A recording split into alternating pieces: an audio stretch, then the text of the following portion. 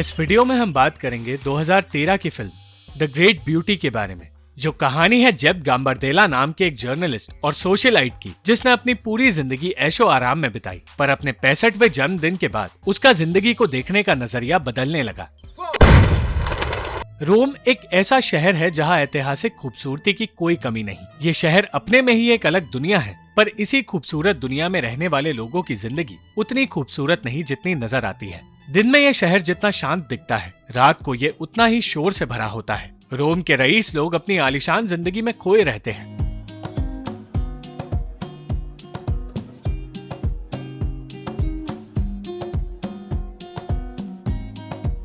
ऐसी ही एक पार्टी में एक तरफ कुछ लोग काम ढूंढने की कोशिश कर रहे थे, तो दूसरी तरफ कुछ लोग दूसरों के पीठ पीछे उनकी बुराइयां कर रहे थे। ये पार्टी जेब गाम्बर्देला नाम के एक आदमी के जन्मदिन की थी। जेब एक मशहूर जर्नलिस्ट और ऑथर है जो रोम की हर एक पार्टी का हिस्सा होता है। उसने अपनी पूरी जिंदगी मजे करने में बिताई है, पर अपने 65वें जन्मदिन पर उसके लिए चीजें बदलने लगी। पार्टी खत्म होने के बाद हर कोई अपनी दुनिया में लौट गया और अगली ही सुबह जेब अपने आसपास की दुनिया की खूबसूरती देखने लगा। उसने वो चीजें देखी जिन पर वो पहले कभी ध्यान नहीं देता था। वो हमेशा सिर्फ पार्टीज में जाया करता था, पर पहली बार वो कुदरत के करीब जा रहा था। वो दूसरों से बात तो करना चाहता था, पर कुछ लोग अपने घमंड में इतने खोए थे कि वो दूसरों से सीधे मुंह बात तक नहीं करते। इस दुनिया से निकलकर जेब उस दुनिया में जाना चाहता था जहां उसे असल खूबसूरती और मासूमियत मिल सके।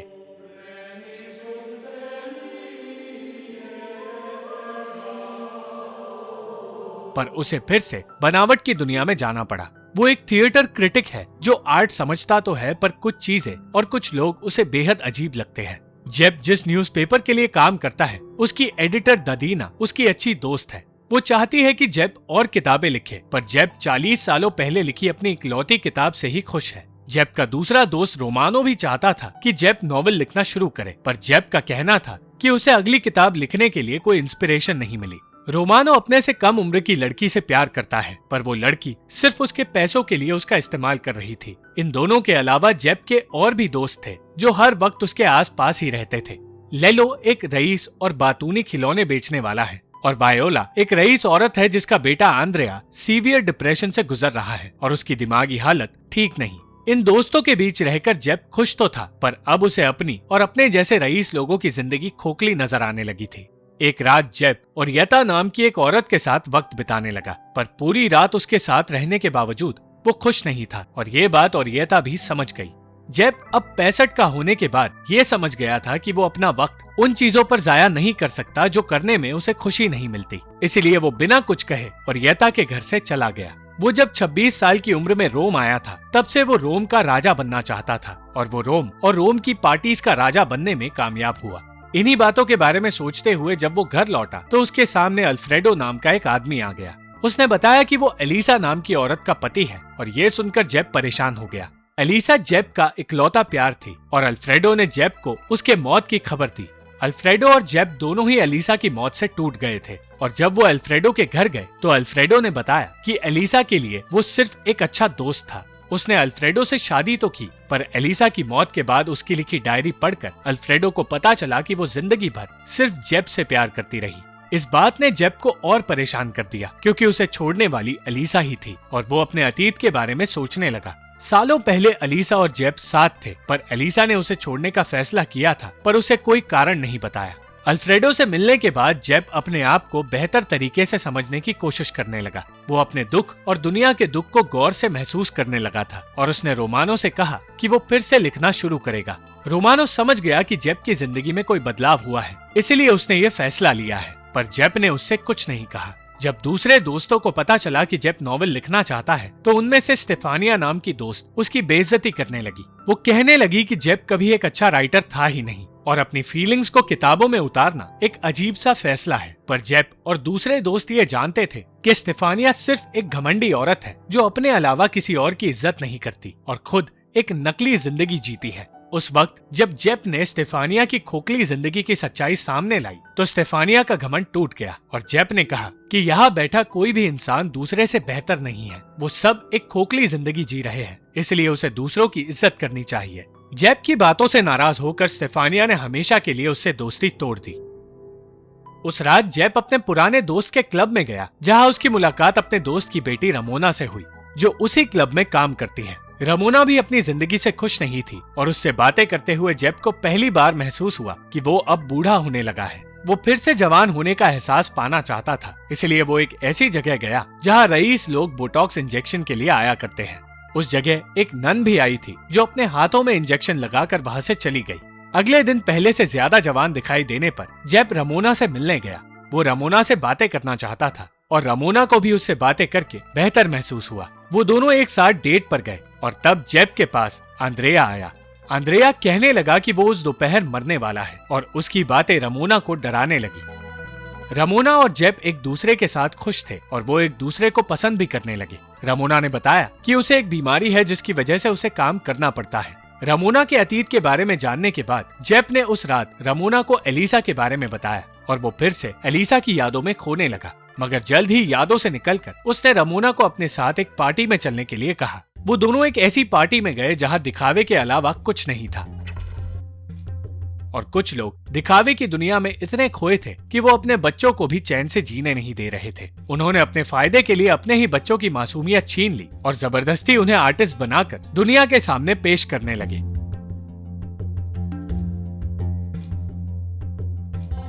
उसी पार्टी में जेप की मुलाकात स्टेफानो नाम के एक आदमी से हुई, जिसके पास रोम की सबसे खूबसूरत इमारतों की चाबियां थी और उसकी मदद से जेप रमोना को वही इमारतें दिखाने ले गया। रमोना पहली बार रोम की छिपी खूबसूरती देख रही थी और दूसरी ओर अंद्रेया ठीक उसी वक्त अपनी मौत की तरफ बढ़ रहा था और अपनी दिमागी बीमारी के चलते उसने अपनी जान ले ली। अंद्रेया के फ्यूनरल का दिन आया और जेप जानता था कि एक फ्यूनरल एक तरह से एक स्टेज का नाटक ही है, जहाँ लोग तैयारी के साथ जाते हैं और दुखी होने का नाटक करते हैं। उसका मानना था कि किसी को फ्यूनरल पर रोना नहीं चाहिए और इस फ्यूनरल पर भी सिर्फ अंद्रेया की माँ वायोला उस वक्त रो सकती थी। जेप भी दूसरों की तरह इस नाटक का हिस्सा था, मगर अचानक उसे कुछ हुआ और वो सचमुच रोने लगा। उस वक्त पहली बार उसे दुख का एहसास हुआ। चर्च में लोगों को पता चला कि अंद्रेया का कोई दोस्त ही नहीं था और कोई भी उसकी अर्थी को कंधा देने आगे नहीं आया। तब जेप और उसके दोस्त आगे आए और कॉफिन उठाते हुए जेप जोर जोर से रोने लगा। उस वक्त रमोना को एहसास हुआ कि जेप बदल रहा है और इसलिए वो उसके करीब आई, मगर जेप के अकेले होने का वक्त आ गया था, क्योंकि जल्द ही बीमारी की वजह से रमोना की मौत हो गई। रोमानो को जेप की मदद से काम मिल गया, पर अब भी वो अपनी निजी जिंदगी से खुश नहीं था। अकेलेपन से परेशान होकर जेप आर्तुरो नाम के एक जादूगर के पास गया, जहाँ वो एक जिराफ को गायब करने की प्रैक्टिस कर रहा था।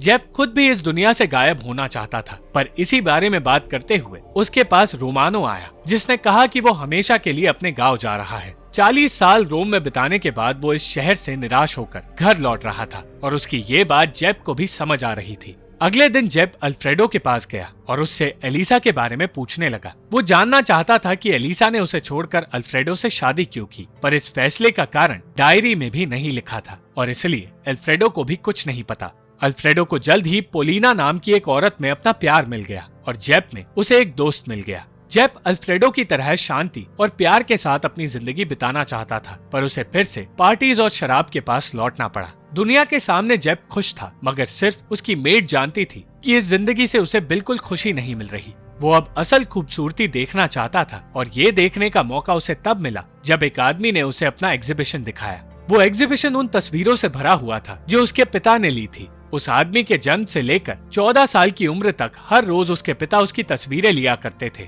और उनके रुकने के बाद वो आदमी हर रोज खुद की एक तस्वीर लेने लगा। उन तस्वीरों में उसकी पूरी कहानी छिपी थी और उसी कहानी को देखकर जेप इमोशनल हो गया। कुछ दिनों बाद जेप को एक पार्टी में बुलाया गया, जहां उसकी मुलाकात बेलुची नाम के एक कार्डिनल से हुई। जेप बेलुची से आध्यात्मिक सवाल पूछने लगा, मगर बेलुची को सिर्फ खाने में दिलचस्पी थी और उसने जेप के कोई भी सवाल का जवाब नहीं दिया। उसी पार्टी में स्टेफानिया भी मौजूद थी और उससे मिलकर जेप ने उसके साथ अपने सारे गिले शिकवे भुला दिए।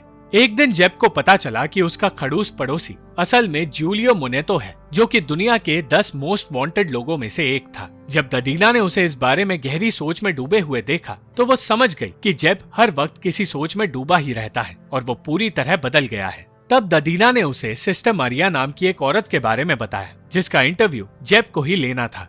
सिस्टर मारिया अफ्रीका में काम कर रही एक नन है, जिसे संत का दर्जा दिया गया है। वो इस वक्त रोम में मौजूद थी और इसीलिए जेब को उससे मिलाने का इंतजाम किया गया है। सिस्टर मरिया चाहती थी कि लंदन में रह रहे एक रईस पति पत्नी को भी बुलाया जाए, क्योंकि उन दोनों ने 70 सालों पहले सिस्टर मरिया की मदद की थी। पर क्योंकि वो लोग वहाँ नहीं आ सकते थे, 2 ऐसे लोगों को बुलवाया गया जो पहले तो रईस थे पर अब कंगाल है। किसी को उन दोनों पर शक भी नहीं हुआ। पर जब जेब के इंटरव्यू की बात की गई तो सिस्टर मारिया के असिस्टेंट ने कह दिया कि 1971 के बाद उन्होंने कोई इंटरव्यूज नहीं दिए हैं, इसलिए अब भी कोई इंटरव्यू नहीं दिया जाएगा। दादीना सिस्टर मारिया का जवाब सुनना चाहती थी और सब उन्हीं के जवाब का इंतजार करने लगे। पर बुढ़ापे के चलते उन्होंने एक अजीब सा जवाब दिया जिसे सुनकर हर कोई हैरान हो गया। कार्डिनल बेलुची उस वक्त भी खाने की ही बातें कर रहे थे और तब जेब ने सबके सामने कह दिया कि शायद वो सिर्फ खाने के बारे में जानते हैं और आध्यात्मिक बातें उनकी समझ के परे हैं। ये बात उन्हें बहुत बुरी लगी और उन्होंने बिना कोई जवाब दिए वहाँ से जाने का फैसला कर लिया।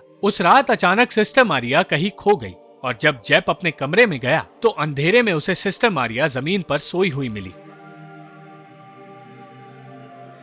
अगली सुबह जेब ने देखा कि उसके घर में सिर्फ सिस्टर मारिया और उनका असिस्टेंट नहीं थे। सिस्टर मारिया की वजह से जेब ने उस दिन फिर से असल खूबसूरती देखी। ये खूबसूरती दिखाकर उन्होंने जेब से पूछा कि उसने सिर्फ एक किताब क्यों लिखी। जवाब में जेब ने कहा कि वो शानदार खूबसूरती ढूंढ रहा था पर वो उसे कभी मिली नहीं। ये सुनकर सिस्टर मारिया ने उसे याद दिलाया कि शानदार खूबसूरती हमारे अतीत में है और उन जड़ों में है जहाँ से हमने शुरुआत की थी। एक तरफ जहाँ सिस्टर मारिया अपनी पवित्र आस्था को पूरा कर रही थी, वहीं दूसरी ओर उनकी दी हुई सीख के साथ जेब उस जगह गया जहाँ उसने अपनी जिंदगी की शुरुआत की थी।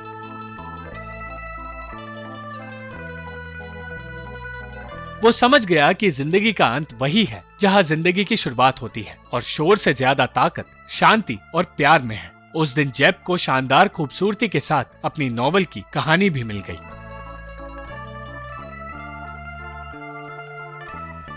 Thank you for watching this video. अगर आपको ये वीडियो पसंद आई तो इस वीडियो को लाइक, शेयर और इस वीडियो पर कमेंट जरूर करें और इस चैनल को सब्सक्राइब करना मत भूलना।